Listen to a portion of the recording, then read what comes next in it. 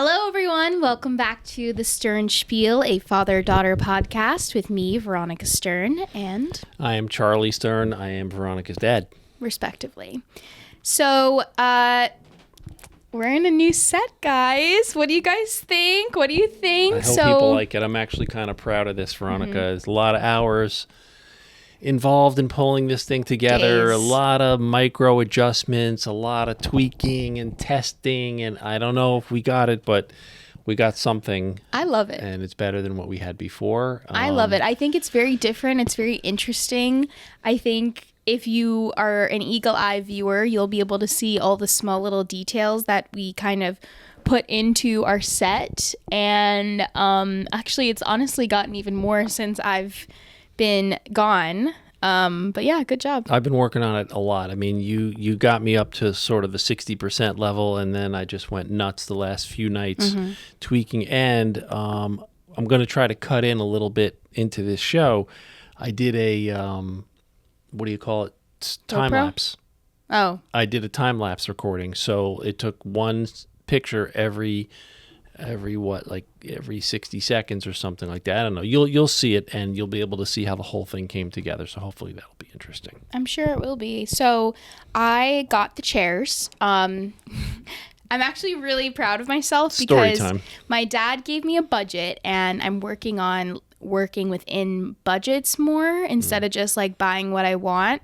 And he said, how much did you say I could spend on the budget? I don't remember if I put a specific cap on it, but I heard Facebook Marketplace, and I thought, I don't know exactly how this is going to go. No, so this is what happened. Well. So I said, what's the budget for kind of pieces that we will buy? Because everything you see here, except for these chairs, was basically things that we could find in our house that we just had. We did not buy anything new except for these chairs. And these chairs are not even new. They are bought on Facebook Marketplace.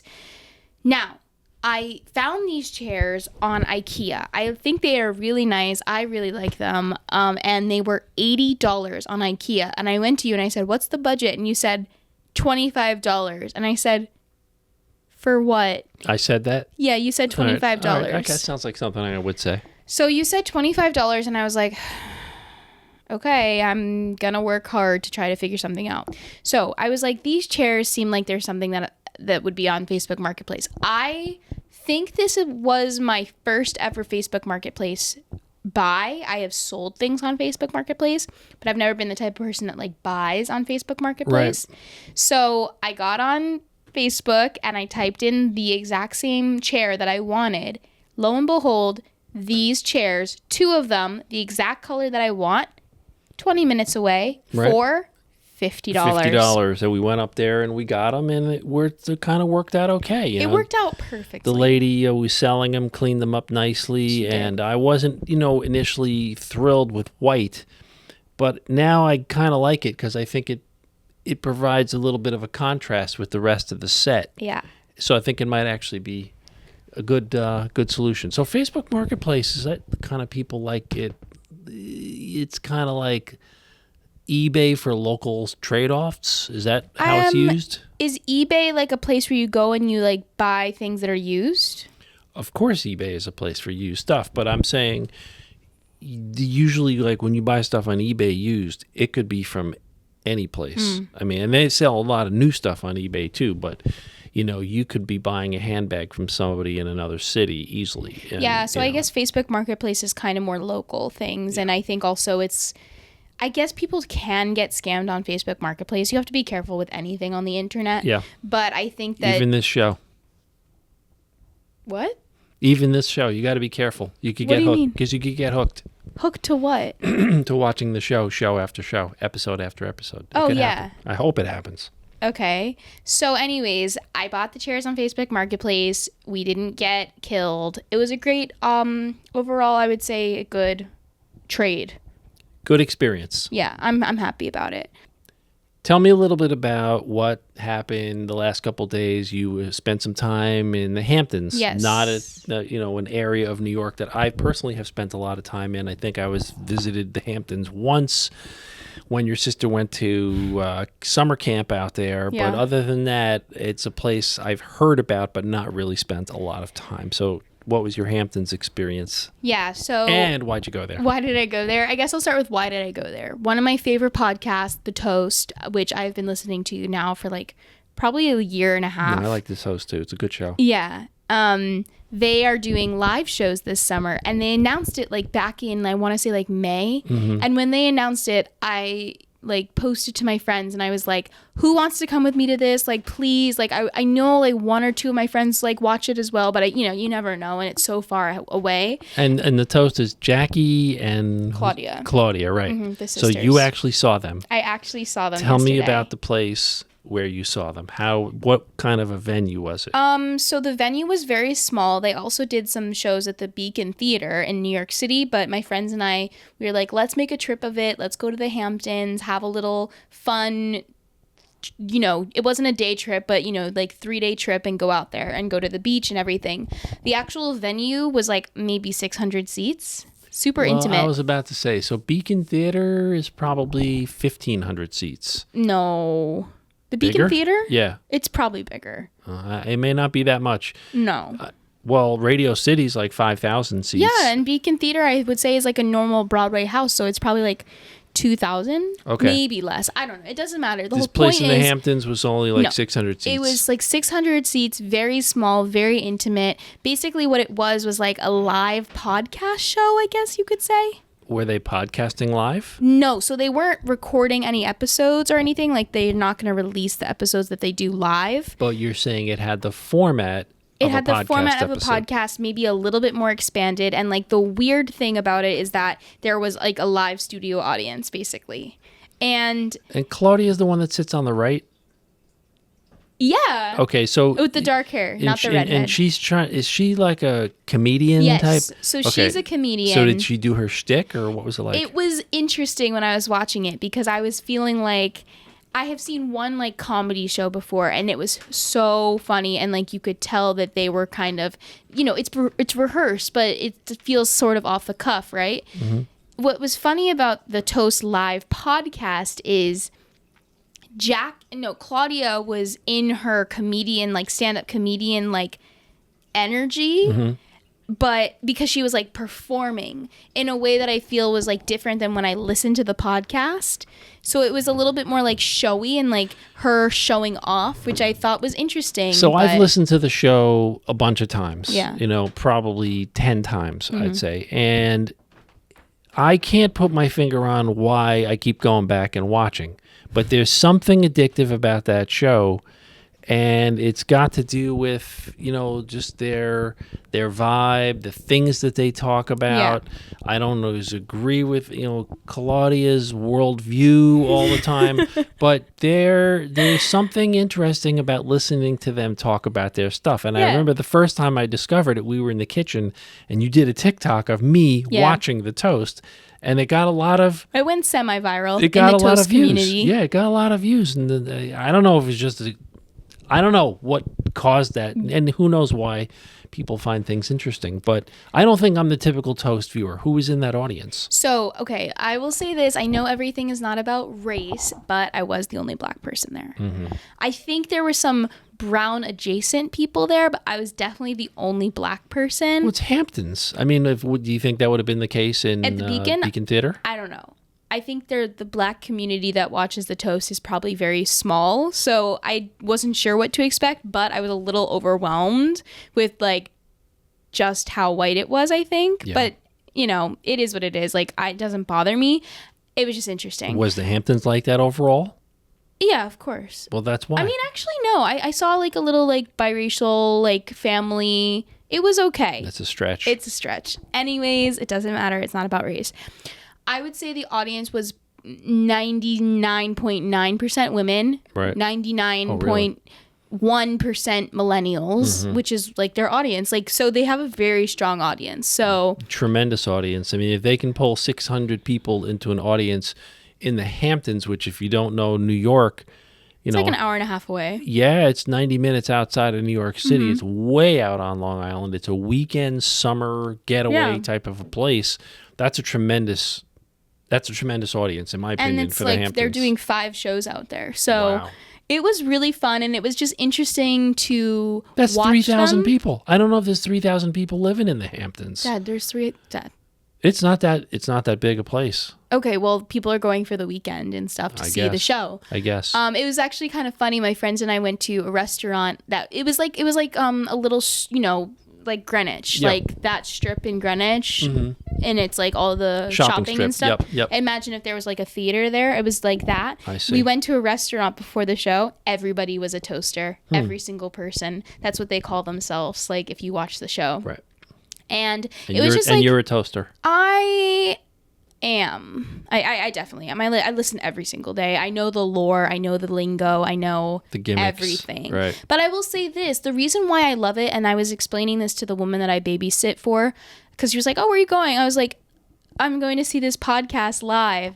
And I was like, honestly, Jackie and Claudia are my Hoda and Jenna. Mm-hmm. Because it's a morning show most of the time. I watch it every single day.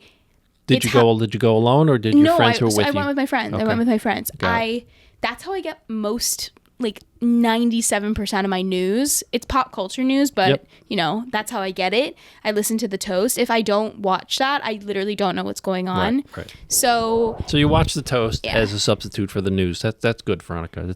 You need to build up on your repertoire on there a little bit. It's a pop culture podcast. I didn't say I listened to it to listen to what happened in the politics. I understand. I said it's like Hoda and Jenna. And Jenna don't talk about politics. Okay. Hoda and Jenna do talk about politics. It's on NBC. It's on after the Today Show. Yeah, but they don't sit there and talk about what's happening like at the Republican National Convention. No, I understand. No, it's a metaphor. It's in the family with newstainment. Yeah. So anyways, did anything happen at home? Absolutely nothing except me working and setting up this little stage of ours. Okay, well we did see a lot of apartments this past week. Yeah, so apartments. We saw like 6 or 7. Actually, no, more. Like more maybe than 9 that. or 10. I think we got closer to 10 apartments Yeah. over the arc of 2 days. Over So the it was arc a of 2 Sunday days. and a Monday, and then on Monday we saw 4 apartments in Battery Park City. Yeah. And in rapid fire, boom, boom, boom, boom. But then on Sunday, it was a lot of running around the city, east side, west side, Harlem. We were kind of Everywhere. all over the place. And, I could share my impressions of this whole thing. And just to kind of, put a little background on it, we're looking for a family apartment that Veronica can live in with a roommate for some period of time. I mean, I don't know whether that's going to be 2 years or 5 years or 10 years, but like sort of a long-term solution. It may end up being a place that Mommy and I live in eventually. We don't know. But we're trying to, find something that hits a price point and a monthly cost target. Right. But there's so much more to finding an apartment. And this is made very, very complicated because the dynamics of New York City real estate are really just absolutely unbelievable. And if you're from New York, you know what I'm talking about. If you're not from New York, the way I would describe it is like this. I mean, you hear a lot of folklore about how expensive housing is in San Francisco and New York, Honolulu, these kinds of places. Yes, those places are very, very expensive to live, Veronica. It's no laughing matter. And so it's like young people are spending 40, 50, and more % of their total income to live in these places. So the reason why we're looking to buy a condominium is because we want to find a way that we can create an affordable living space for you, but it's more than one thing. It's a business, it's a family apartment, and it's housing for you. It's all 3 of those things. And not just me, for all of our siblings, eventually, if they decide to live in New York City. Right. I'm just the only one right now at a point in their life that's like making a decision to live somewhere. You're the one right now that needs housing. You're the one right now that needs housing. Yeah, right? but if this was another city, if this was Charlotte or Cincinnati or Cleveland or Tucson or Nashville, any of those places, you'd be able to open up the newspaper and find apartments. Dad, the newspaper? Right. No. No. Is that a metaphor? You'd get on Facebook Marketplace. No, come on, or not you'd Facebook get, Marketplace. Or you get on Craigslist. Okay. Or you Craigslist? Yes, because that's how people find rental apartments. Rentals no, I'm sorry. That is so outdated. Or how do they find rentals? Who opens the newspaper to find an apartment in 2025? How do they find apartments? I don't know, but it's not the newspaper. It's an online newspaper. Online, maybe. I would say right. they probably go to whatever Street Easy is of North Carolina. Right, and I'm sure there's something Realtor. like that. .com, right, okay. Rentals.com. Whatever. Okay, I didn't use the word classified ad, but all of the things that you just mentioned are just 2024 adaptations of something called a classified ad from the olden days. Okay, you would open up that resource and you'd find places to choose from, and they would be 25 or 35% of your annual income, and you could look at 3 or 4 of them, pick the one you like, and the next first of the month move in. That's not happening in New York City. It's a completely more complicated and much more difficult, more congested, more expensive situation. And that's why, we saw 10 apartments in 2 days. I don't know if there were 2 out of the 10 that are obvious candidates. I would disagree with you. I would say there's maybe like 4 that were like, okay, these are good, but nothing that was like, we need to make an offer right now. And like, we need to like make our decision right now in this moment. It was all like, no, okay, now this gives us a better idea of what a 2-bedroom in Hudson Yards looks like. Right. Oh, cool. Now this gives us a better idea of what an apartment in a higher rise building in Battery Park City looks like. So it was kind of just like good to see those places, but nothing where I'm like still thinking about it to this day and like, oh my God, what have we done waiting around, waiting to make an offer. So I feel optimistic that we will be able to find something by the end of the year. I do too. I do too. That all of these steps that we're taking, looking at all these different areas, you have to do that because even if you're from New York, you don't know what it's like, obviously, until you live there. I am also optimistic that we're going to find a solution, but it is a little bit of a needle in a haystack because some of these apartments are really not. They just don't meet the criteria. They're all very, very expensive. And you just, kind of level set on what we're talking about here. We're talking about 2-bedroom apartments that are almost $1 million purchase price. We're talking about 2-bedroom apartments that have monthly costs, combination of common charges and taxes, in the $2,600 to $3,300 per month range, right? And then, depending upon how you're purchasing it, there's some financing that you need to build in if there's going to be a mortgage. So these costs are like, they're big. There isn't room for error. You have to pick a place. It's going to be your business. It's going to be your housing. It's going to be your life for a while. Whereas in my example of all those other cities that I mentioned a few weeks ago, you take an apartment, hire a moving van, move in the next first of the month. And, if that place is absolutely terrible, which probably won't be, you move out and you move on to the next one. Right. That's much more complicated when you're buying an apartment that costs almost $1 million. Right. So all's to say, the apartment search is still on and we will provide updates as we get them. Right. But I think for right now, we saw about 10 places in the last week and we need to just digest that all and take that in. I think what this last search really did help with is just okay, neighborhood wise, what we are really staying away from now and truly we are done looking at certain neighborhoods and what we want to focus on. So right. I think that's how I feel about that. Right. So what are we eliminating neighborhood wise? Well, I don't want to discriminate against any neighborhoods, but no, I can't say. I don't want to say. Well, I'll say it. We looked at a lot of apartments over the last 6 months in Central Harlem and East Harlem, and here's it's actually kind of interesting. There are modern buildings in those neighborhoods. Modern as in built in 2019. Modern. Built in 2019, built in 2010, built in 2009, that time frame, that have amazing amenities. Mm-hmm. They've got gyms. They've got beautiful elevators and Some have wood trim in the lobby and doormen in some cases. And they've got rooftop gardens. And they've the got most amazing appliances in the apartments. Right, Beautiful. right. They got all that stuff. The problem is there's no neighborhood integration. Yeah. And so you live inside that apartment like you're living inside of a box. And what it is these beautiful apartments were just like dropped. They're just like boop. And it's like the rest of the neighborhood isn't like that yet. I mean, what we're literally describing is gentrification. Like, we're not making anything up new. Like, it's gentrification. Make no excuse for it. It's absolutely gentrification. And it's a brand of neighborhood development that I don't personally feel comfortable making a massive investment in. Because if I were to own an apartment like you're describing, like, when I walk outside my front step and turn right or turn left, where's the neighborhood shop? Where's the, how do I feel about walking between here and the subway steps after 7 o'clock at night?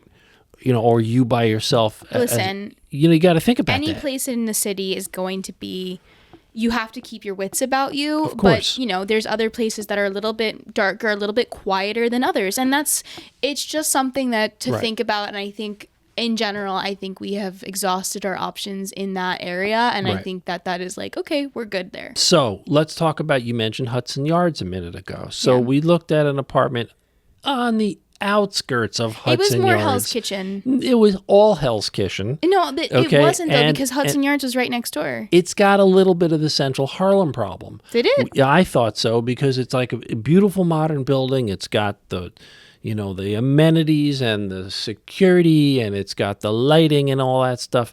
And the apartment is appointed nicely, but then you would feel like, what am I doing here when you're there? And 9th Avenue in the 30s and 40s, I don't know. So again, $1 million apartment, major commitment, everything's got to be in sync. You can't accept the compromise. You can't, and then, okay, and here's another brand of apartment. We didn't see it in the last visit, but I saw it earlier in the year. What? Where you go into an apartment and, they've invested in the gray, whatever that linoleum, whatever it is. It's that gray garbage that's covered the entire floor world. Yeah. And they say, newly renovated. Right. But then you look very carefully, and basically you are in Lucy and Ricky's apartment from 1950. I love Lucy, for anybody that doesn't know the reference. Or his. I was going to say 1950. I was going to say it's like Ralph Cramden's apartment, Who's but that? I don't think you know who that is. So Ralph Cramden was a character in a TV show called The Honeymooners, which is very, very popular, and they lived in a flat in New York City. A flat, right? And that's what I'm trying to tell you is, I've seen apartments that look exactly like Ralph Cramden's apartment. And they just slap on a little gray linoleum. Is it linoleum? It's gray garbage on the floor and stainless steel appliances, and it's $1 million. Right. And the best part is when it's a 2-bedroom. This is the best thing. They say newly renovated 2-bedroom. They convert a junior 4 and make it into a 2-bedroom because they put a flex wall. Sometimes the room might not have windows. Right. The room is also the size. Maybe. Thank you, Veronica. So this is what I'm talking about. Maybe a baby's crib could fit in it, right. But you cannot. It is not okay to put a full-size human in that room. And they call it a 2-bedroom. Veronica, we saw Murphy beds. Yeah. I saw an apartment where you could bed. barely open the oven door because the kitchen was so small, because they had a counter in such close proximity to the arc of the oven door. So, and that apartment was $930,000. Yeah, because it was in Murray Hill. It was off of Park Avenue. Yeah, and we saw a 655-foot junior 4 apartment marketed, the one in Murray Hill, like a 2-bedroom in Murray Hill, and it was $800,000. By the way, the 2nd bedroom was a French door. Right. All right. Well, So these are the constraints. This is like, look, I'm not complaining. I'm not saying I wish the world was a different way, because I'm sort of over that rainbow. This is the way it is. But if this is the way that it is, it makes the decision-making process lengthier and more complex. But it gives us way more stories for the podcast. Am I right? You're absolutely right about that. So that's the Stern Spiel, I guess. That is the Stern Spiel. Like, that's why you guys are coming here to listen to us, like, go on and on about, like, this particular... Anyways, I want to talk about two pop culture things that are happening in the world. So the other day you came downstairs and I was kind of like doing my brain rot thing where I just try to like zone out of all of the crazy, horrible things that are happening in the world. And I was watching the first episode of Love Island USA. Yes. You sat down with me and I immediately thought you were going to tell me to turn it off, and you didn't. Okay, do you want me to talk about Love Island? Yeah, I want you to talk about Love Island. All right, so let's back up a little bit, because before we were watching Love Island, we were watching, if I'm not mistaken, it was earlier this week, we were watching the Republican National Convention. Yes. And so here's the deal. Some of my best friends are Republicans. They're great, okay? But this Republican National Convention, is just a toxic wasteland of truth suspension and reality suspension and phoniness and just self-congratulatory talk that is just so over the top toxic that I needed a break from it. And then I couldn't fall asleep on it because it was just depressing. Upsetting. It was upsetting. And no, Dad, what horrible. we were watching is they were like talking about the assassination attempt. They were talking about that part of it, well, and like the mental illness and the things, and like the people being like Trump. Like, it was so much. But it was here's like the problem. It was in your face, and the problem is they're pimping the assassination attempt for political gain. Oh, yeah. And it's totally sickening. It's so much. And the situation with Biden, which as of this recording is still unresolved. I'm sick. Is making us all sick to our stomach. He said, no, did you see he tweeted, horror. I'm sick? Let me get back to Love Island. Please, okay. So at about 10:15 that night, I had just had it. I couldn't really just fall asleep on that bile. You put on Love Island, and I discovered in Love Island an antidote to all brain activity. So if you want to take, whatever, what's the word, dissonance, whatever, anger, whatever, negative feelings that you have because of what you've been watching on television, because the politics is so toxic, and you just want to sort of erase your brain, watch Love Island for about 10 minutes. Because the only thing that's going on there is working out, putting on makeup, hanging out in the sun, and hooking up. Wow. Yep. That's about all that goes on that show. Am I wrong? No, that's the point of the show. That's the point of the show. And it's so easy to just go into a zone watching that show that I think it should be marketed as an antidote to national politics. Well, all's to say, it absolutely is, because it is the biggest show in America right now, which usually Love Island is very popular, but Love Island USA isn't usually, and this year it is the biggest show. I think there was a thing that came out the other day that said 919 million minutes of Love Island USA. It is the top performing reality TV show, and it's because people just need an escape, and it's the perfect show. It's not like a family friendly show, so it's not like American Idol or something. And mind you, I'm not recommending the show as some kind of like theatrical great show or anything. I'm simply saying it's like, I don't know if it's it's what we call brain rot. Endorphins. There's a chemical in the brain that fires like when you're scrolling through TikTok and you're waiting for the next hit. It's not that experience. It's a different sort of easier to take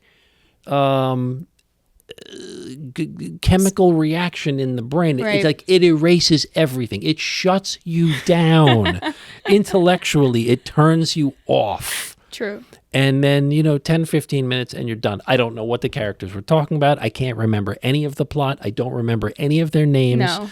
But if I am ever feeling at 10 o'clock at night like I've had enough, I'm putting on Love Island. Love Island. Exactly. So I think that was a great episode today. I want to end it right there. Okay. And let us know in the comments if you watched this, if you like our new set. Yeah, let us know if you what like the think. set. I'm curious what people think of the whole thing. I hope it's a hit, and we're going to adjust it as we go along. So that's it, Veronica. Follow us on Instagram. I'm at Veronica Stern. You can follow us at the Stern Spiel. I don't think you're as active on social media. No, on Instagram, I check at New Charlie Stern. Go check it out. Go check it out. I think we're just going to post this as a YouTube video this week and see how that performs. Otherwise, like and subscribe to that. Follow us on Instagram, like we said, and have an amazing rest of your week. We'll see you next week. Bye. Everybody.